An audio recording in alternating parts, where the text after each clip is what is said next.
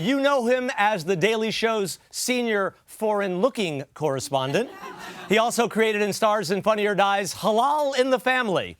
And his latest project is The Brink. It premieres on HBO June 21st. Please welcome Aasif Mandvi.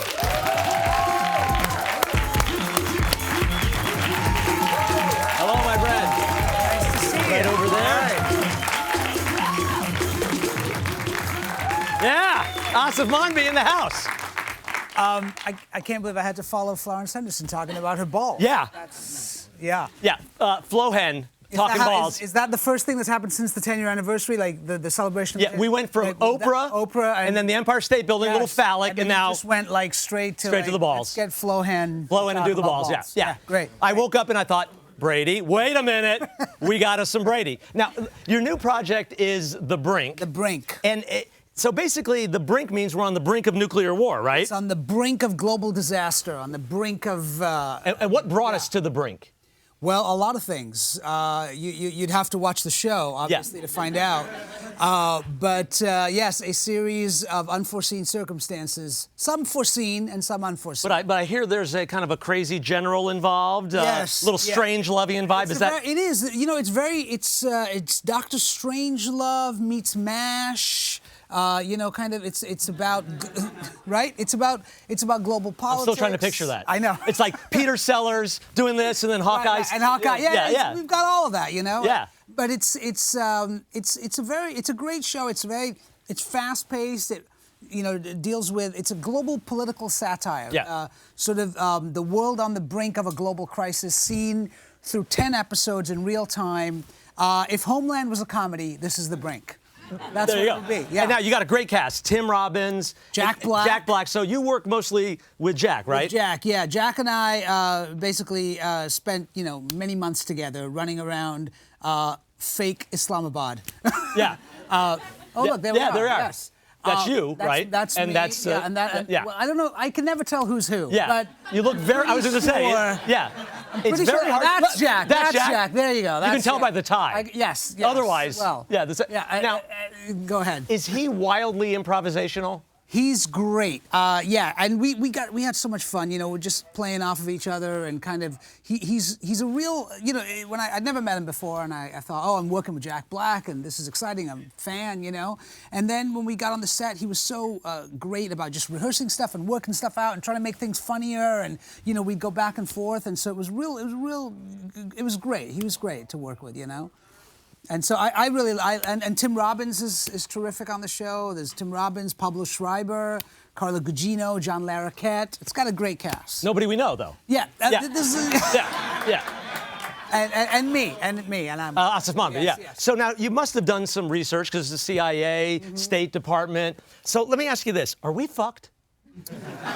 You and I? Yeah, I mean all of us, everybody in the room. I think so. If you watch, you don't have to watch The Brink to realize that we're fucked. Just watch the news. You just have to watch the news. Yeah. And it's crazy because we're doing the satire, and I'm familiar with doing satire. I've been doing it on The Daily Show, but you sometimes realize that it's not that far away from the way things really operate. Yeah.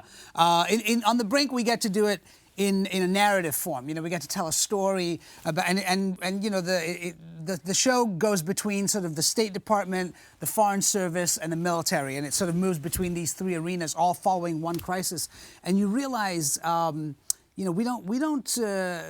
take shots at everyone. We're kind of an equal opportunity offender on the show. So. Speaking of offending, yes.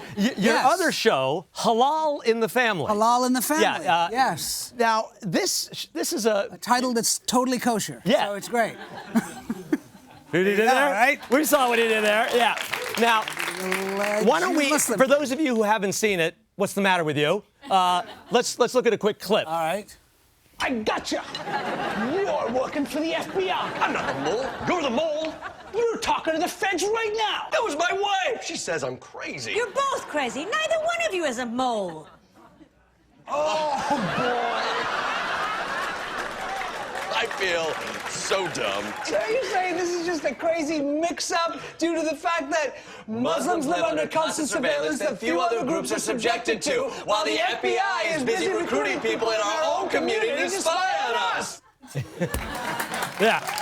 Yeah.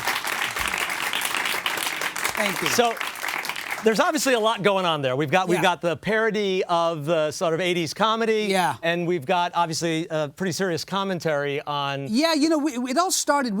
About 5 years ago, we did a sketch on The Daily Show inspired by something that Katie Couric had said, which was that maybe American Muslims needed their own Cosby Show, right? So we took that literally and we created a show, sweater and all, the whole thing, and we created this parody sitcom and aired it on the show, and it was really funny. And then a few years ago, I was approached, like a year and a half ago, I was approached by some people to do something in the space of an area that I cared about, and I thought, well, I wanted to talk about anti-Muslim bigotry and Islamophobia and all that kind of stuff. So we thought we would resurrect this idea of this parody sitcom and use it to talk about some real issues, and it's been great. I mean, there's 4 episodes. They're on Funny or Die and halalinthefamily.tv. You can check it out there. And they're 5 minutes each. And, we sort of took the tropes of a traditional all-American sitcom, an all-American family that happens to be Muslim, and the whole premise of it is that they're just so afraid that people are going to think they're that kind of Muslim, Yeah. So they just don't want white people to be afraid of them. That's the whole thing. You notice there's a little. I noticed that the couch moved. Comfort zone. Yes, I saw that. It'll be much closer when Florence Henderson comes out. Yeah. No,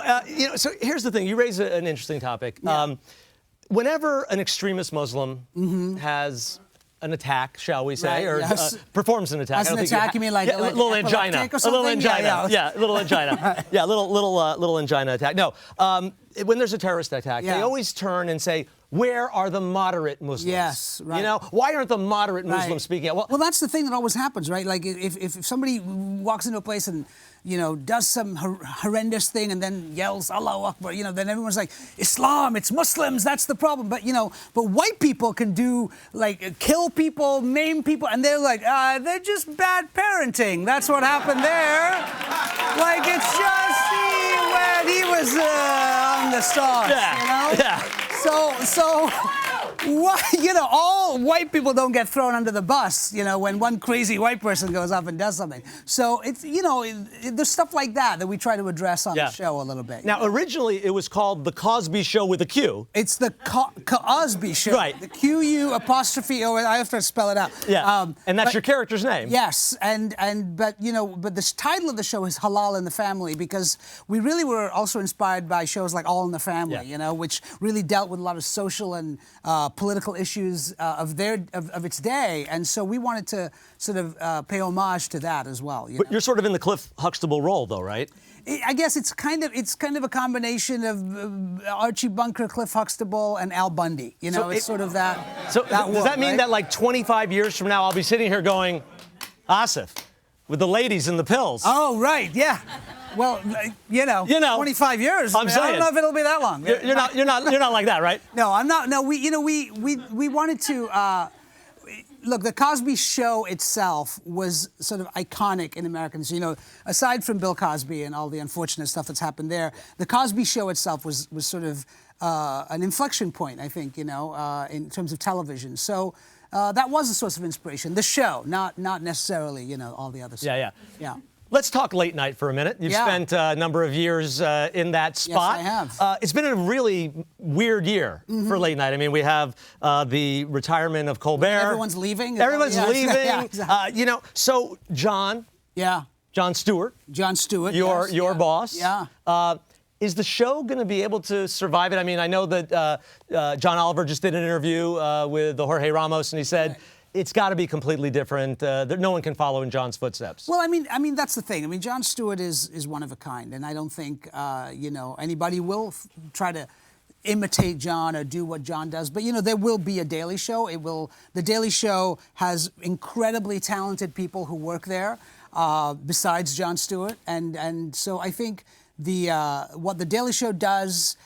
It will continue to do. But however, I mean, yes, Trevor will have to bring his own unique perspective to things.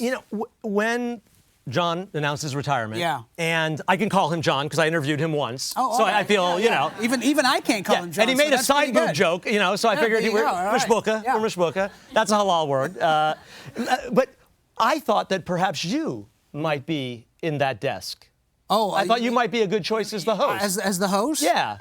Well, So thank you. now I don't want to pick at any wounds, but I read somewhere that they kind of told you about that they picked Trevor in a weird way.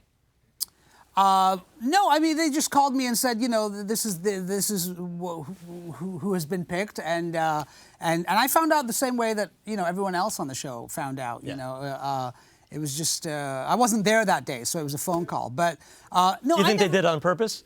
Asif's not here. Asif's not here. Quick, get Trevor. Tell him. Get Trevor give right him the now. news. Yeah, Put him in there. Get him in the news. Sign the contract. No, it was. Look, I have a show. I'm doing the Brink, and I'm very excited about it. And so I was not even available to do it. You know, and.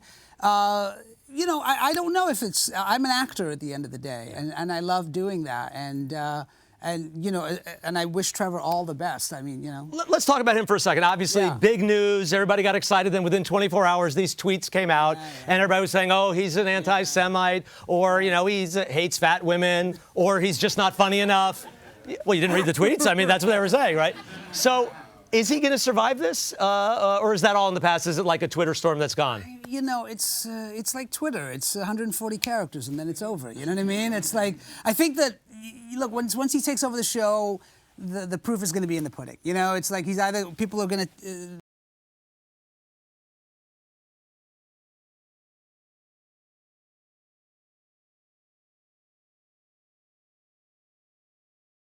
It's 4 tweets out of like 8,000 or something over the course of the last several years. So, if as a culture, are we going to judge? Or maybe we are. I mean, are we going to judge people based on a couple of tweets? I mean, there's a presidential candidate, right, in 2042 or something, who's going to basically go back and look at his 8 tweets from when he was 14 years old and find the tax that he did. It was a mistake. It's like is that really how we're going to judge people? So it makes it seem like, oh, he wrote this all yesterday, But I don't know. It's much ado about nothing. I mean, people. I think. Look, I get it. Daddy's leaving. Everyone's kind of freaking out. Yeah. And that's what it is. Okay. Speaking of Daddy leaving, last question. Yeah. Letterman.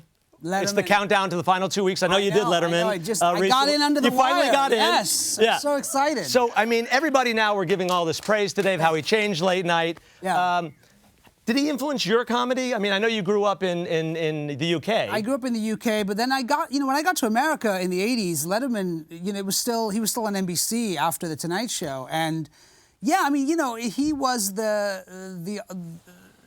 it was great because when I first started watching Letterman as a teenager, he was the other alternative. He was the sort of counterculture talk show, with the Velcro suits and throwing stuff the off the Alka-Seltzer, buildings and all that stuff. Yeah. So I think that he did. I think he changed the face of late night in a remarkable way, and I'm glad I got to sit across from him at the desk. I'm glad I got to sit across from Thank you, sir. Nice I appreciate it. Aasif Mandvi, just sit here for a second. HBO's The Brink premieres on June 21st. And be sure to check out Halal in the Family. Aasif Mandvi, everybody. Thank you. Okay. Hey, thanks for watching. Don't forget to subscribe to our channel and click here for more videos. And make sure to catch new episodes Friday at 9 p.m. on HuffingtonPost.com.